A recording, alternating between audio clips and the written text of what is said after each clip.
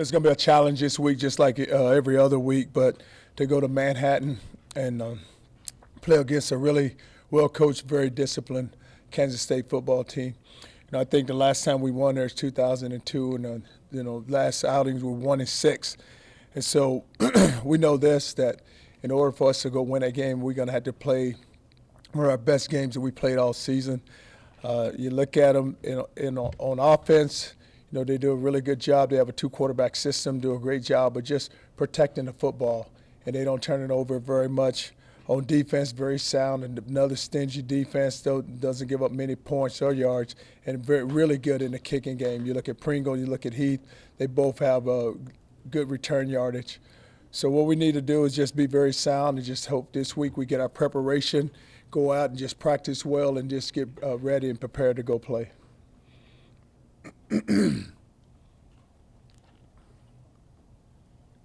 the middle with Roger. Charlie, your first mention is the future. Is that kind of the message to your team Saturday night? Enjoy it for a little bit, but you didn't even mention Iowa State there. No, I did. I said that we just got to keep moving forward.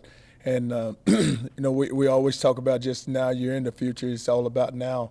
And we just got to get that game behind us. We watched it last night. They had a chance to look at it. Then we had some preparation for Kansas State, and so now it's time to move on. Brian, halfway through this thing, we've spent a lot of time talking about things that need to be fixed. But what in your mind have you really liked after the first 6 games? And what are some things that, in your mind, hasn't been talked about? You know what, Brian? I really love our kids, and I love our football team, and I just love the way they have responded through so much adversity, and they just continue to just keep their head down and continue to go to work and not let it affect them. Because usually when you have a young team and then you have the issues that we've had, it becomes a part of the team. But it hasn't happened with this group, and that's why I really love this group of guys and just the way they have responded. Coach, you've talked about confidence and execution with this group a lot. Did you see enough of both? I know they got the confidence built the other night, but did you see enough execution where they can take this on the road now? Well, if you look at us, Dennis, on offense, we had our opportunities and penalties killed us, but we were executing, but the penalties killed us there in the first half. Then second half, we were able to put it together. And then on defense, we were able to make some good stops, and guys were able to make some plays. And we played a lot of guys. So you would hope that you could just build on this game where you can continue to build on it and where you can move forward with it. All the way on the left over here.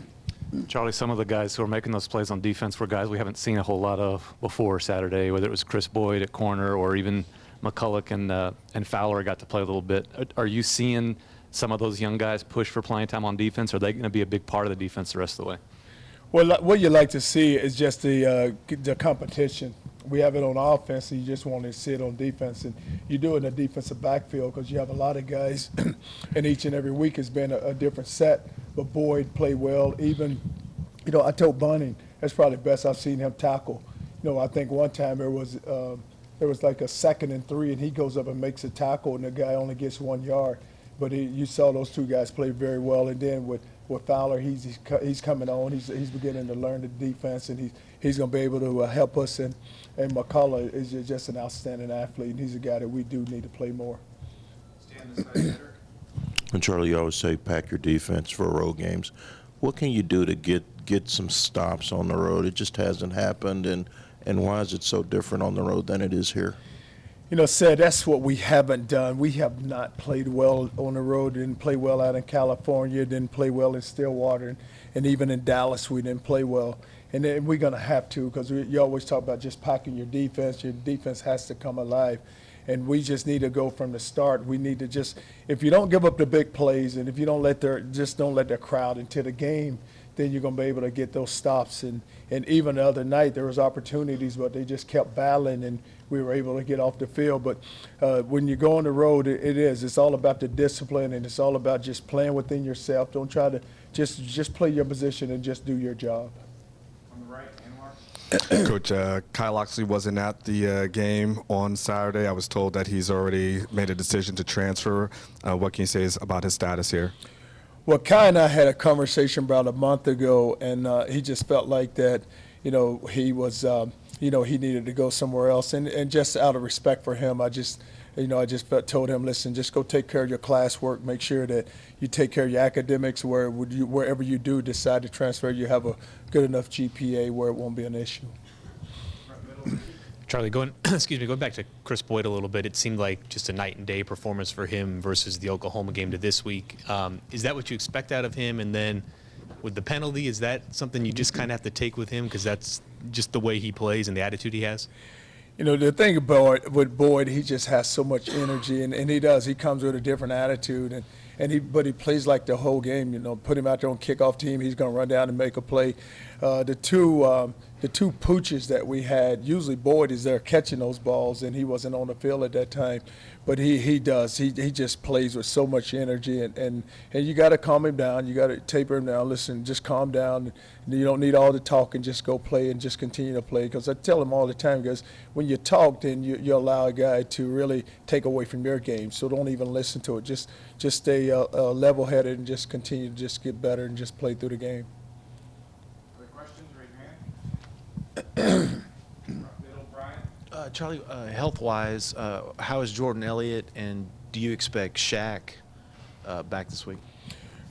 Well, Jordan is probably the one we're going to miss because we just don't know how long it's going to be. They're going to reevaluate it. He had an MCL, and with Shaq is probably later on in the week we'll know more about him because the thing about him, he's so tough. You may count him out, and then all of a sudden he'll come out there and just keep working and to be back. But Jordan is the one that we know that we will not see him or Chris Warren. But with Shaq, it'll be later on in the week. Charlie, second week with the defense. Can you give us an idea, kind of take us behind the scenes a little bit, as far as your involvement, how deep it is in terms of are you making changes with your weekly preparation? Are you in different meetings, different interaction with the kids? Is it taking you away from any other duties? What's the tangible effect, kind of what's going on behind there? Well, it isn't taking me away from any other duties, but what I do, Jim, is I'm in the meeting, so whenever we decide on what we're going to do defensively, then I tell our guys, listen, this is what we're going to do, so we need to just go, step by step with it. So this is what I expect from the front, this is what we expect from the backers, and this is what we expect from the secondary.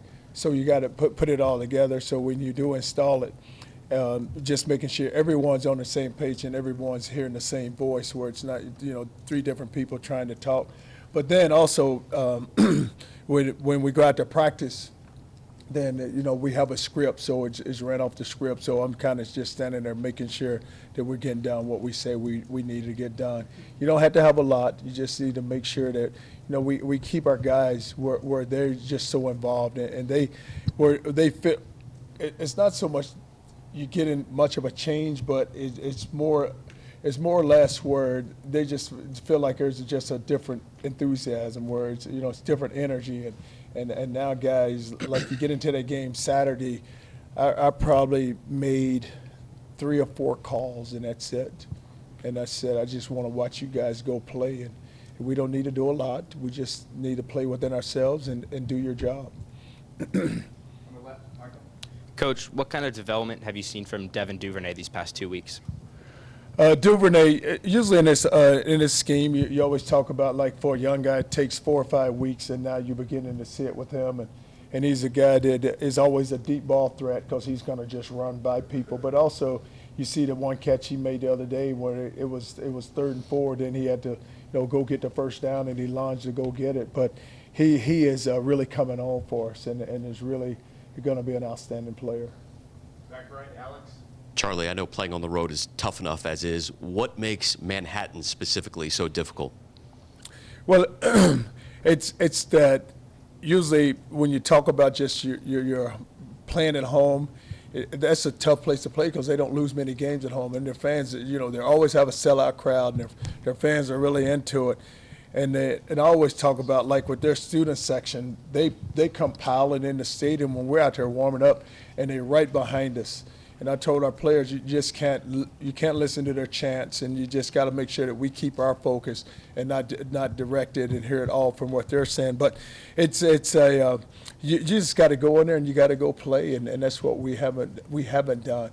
You know, we have allowed them to make plays. So when you allow them to make plays, then you allow the crowd to get involved. And then once it gets involved, it just stays involved. Because now all of a sudden there's a big play on offense, there's a big play on defense, there's a big play in the kicking game. Then you look up and you're trailing, and then it's so hard to fight back. Where we need to go in and just make sure that from the very beginning that we come out and we play well from the start. Coach, Chris Nelson got his first full sack last week, and he leads the team in tackles for loss. How would you describe his importance to this defense?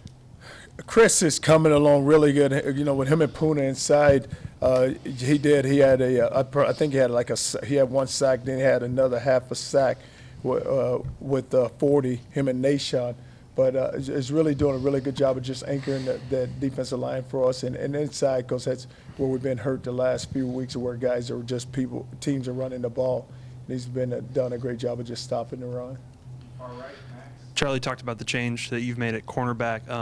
How would you say Devontae and Holton are doing this year? And just in general, how hard is it to play cornerback in this conference? Well, Max, if you do your job, it's not very hard, because the thing you can't do is just give up the deep ball, and you just can't allow guys to just run past you. You know, with Devontae and even with Holden, you know, you have a good group there, because you have those two. Then you have Bonnie, you have Boyd, even Davis. You know, you have some guys that you can rotate, and that's what we've been doing, just rotating them in there and just making sure that, you know, that we find the right set where we can get them on the field, and guys that are going to make plays, and guys are going to keep the ball in front of them, and guys are going to tackle. What do you like about Chris and John in that combination?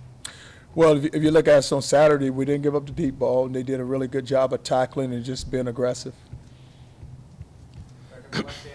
Charlie, we didn't see much of John Bird on Saturday. You know, with his struggles and the emergence of some of these other receivers, what's his role going forward?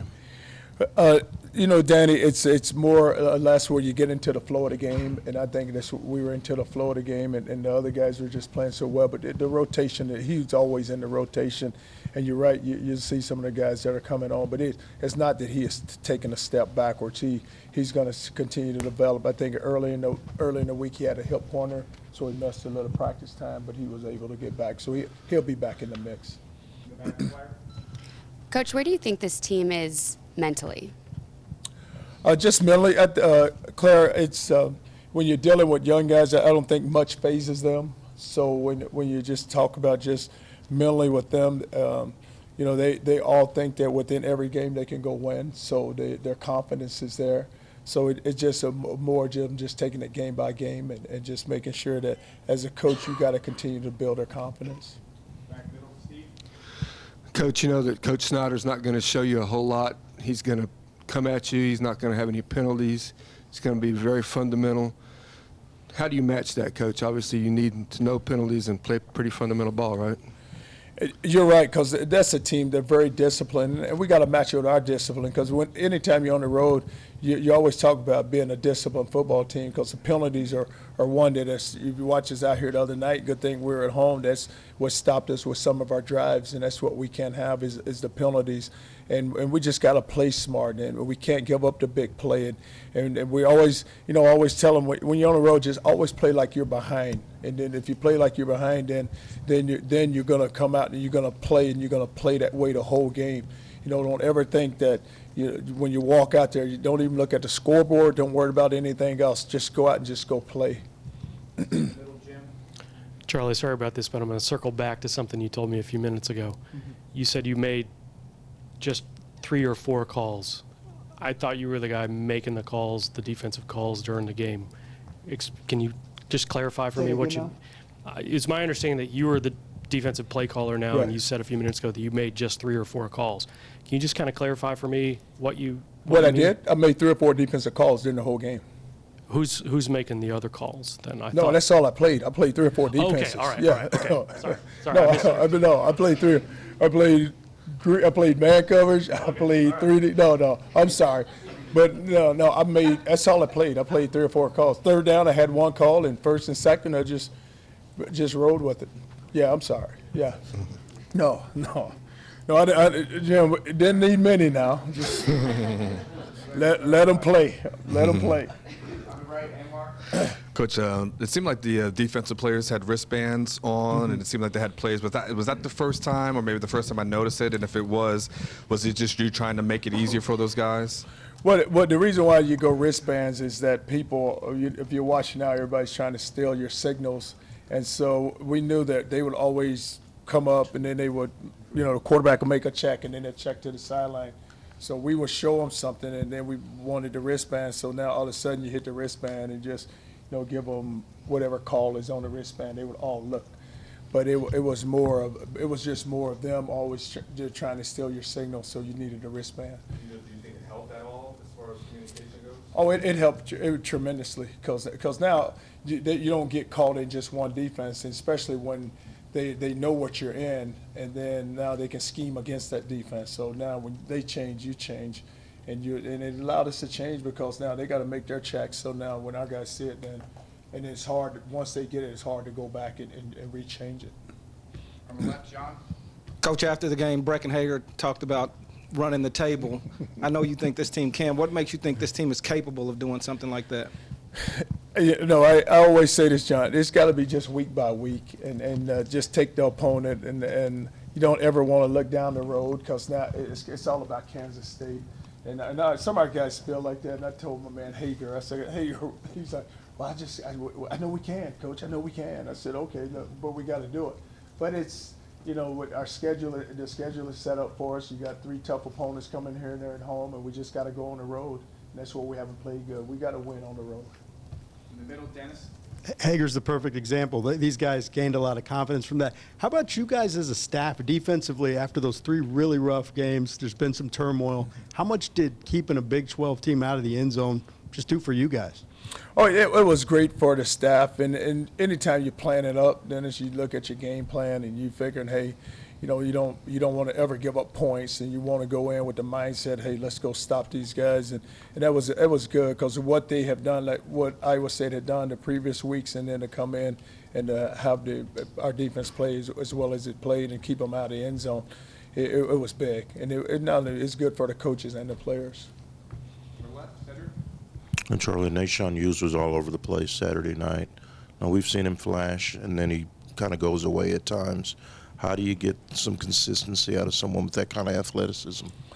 Nahshon has tremendous athletic ability, and then he just have to be consistent, and he needs to play like that all the time. And it was good. It was a good challenge for him because when you look at Nahshon, you look at Hager and you look at Roach, 2 guys, all 3 of them playing the same position.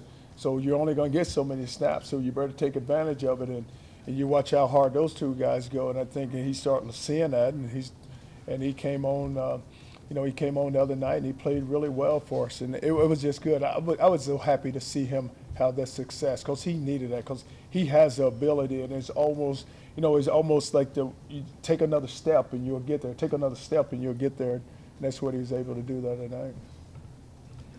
Coach, does the road routine need to change at all, and how will you address that mental hurdle of getting on the road? Well, when you play an early game, it's tough to change it because it's a noon game, so it is, you have your pregame meal 4 hours before you play, and then you get it's about that time you roll right into it. So it's not so much as the routine; it's just more about your focus and just who you're playing and just locking in and going and go play a good game.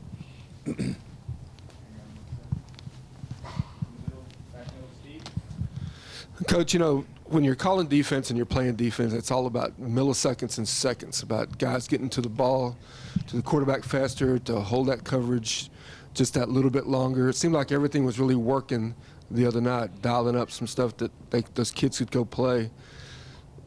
What was the difference between this week and last week, Coach? One difference, I think LSC were at home, and I think that our guys, they love being at home and being in front of the home crowd, but also when you talk about just not showing your hand, there's a lot of moving around. Guys are moving around, and when you have stops, you start gaining confidence, and so now when you gain confidence, then you really start doing things that what you tell them all the time, hey, listen, don't stand there. Just move around and give guys a different look and make them try to find you. And that's what you were seeing the other night, just the whole movement and guys just having the confidence and just playing, just playing at a level that you like to see them play at all the time. Charlie, it seems like K-State's personalities, they just find ways to win, whether it's offense, defense, special teams. Does that make it more difficult to game plan a team coached by Bill Snyder that does that? You know what it is, Roger? It's like they grind it out. Like on offense, they're not pretty, but they're going to run the ball and they're going to get first downs, and they're going to run the ball and they're going to get their first downs, and they're going to it's like they're so patient in what they do that it puts so much pressure on the defense, because a lot of times you're looking for teams to go for a home run, or you're looking for that, like some teams looking for a quick strike, which they're not looking for a quick strike. They'll just grind out the clock, and how long it takes for them to go get a score, they're going to go get a score, and they're so disciplined because they're looking for the defense. A lot of times when you see teams drive the football, a lot of times what happens is the offense make mistakes, and then you get them behind the chains, and then you can get them off the field. But this team doesn't. It grinds the ball out, and they get their first down, then they get their next first down, and then next thing you know, they're in red zone, where they've been so successful in the red zone. I think there's 28 out of 28 in the red zone with 19 touchdowns, which is very unusual with a team. And they just continued. It's very consistent in what they do, and their whole approach to the game. Whereas where they're saying, we're not going to beat ourselves. If you're going to beat us, you guys are going to be good enough to go beat us. You have to be good enough. Charlie, I don't know that you've ever been asked about this, but all eyes on Irving today with conference expansion meeting. Mm-hmm. What is your official thought on conference expansion, and specifically, if Houston ever got in this league, what would that do to Texas's recruiting base? Something, Brian, I haven't thought about it. I mean, I really haven't. I mean, it's so washed up in what's happening right now to me. But no, my biggest concern right now is just Kansas State and getting these guys ready to go play. Really it is. I'm just like, it's all ball now. he'll make the right decision. I have enough confidence in that he'll make that decision and he'll make the right one. Charlie, Deontay was a guy that got in here really late as a freshman and, wasn't the highest rated guy. Did you have any expectation that he would end up being this kind of player for you? Really didn't, Max. But when we went to visit him, and I was just telling him, we was laughing about it the other day, because we went to go see Amani, and then because he was the 4-star everybody wanted. So I can remember when I got here and I went to the school to visit. I'm at the school and Deontay's there and we're waiting on Amani to get there. And I told him, I said, Amani was late. And I said, I knew right then we're going to have an issue with Amani. He's already late and I'm sitting here waiting on him. But then you watch him come in and just his whole work ethic was just like he wanted to prove that he deserved to be here. And you look at him now, just how he went about it. His freshman year, he didn't play much at all. Even last season, I don't think he ended up starting at all, even last season. And now you look at what he's doing right now. He is our best football player. If you just he just plays so hard. And you watch him now without Chris Warren or the last 2 weeks. He had 30 carries the other night. And he probably could have had another 10. I told him, I said, we can feed you the ball 40 times. It wouldn't matter to me. I just know I'm going to get positive results with you in the game. Charlie, last week, several times you asked for fans to continue supporting and continue coming out no matter the rough start. Was it what you expected and maybe what you hoped for on Saturday? Yeah, we have a tremendous fan base, and it was great on Saturday night. And what it really helped is that we played well and we got into the game. Our defense was playing well. Even when our offense wasn't, it was able to pick our offense up. Then when we got it going the second half, it really got loud. But we have a tremendous fan base, and the only reason why I was wanting to support, because I know it had been 3 straight games that we had dropped, and I just wanted them here to support the team because they deserve it.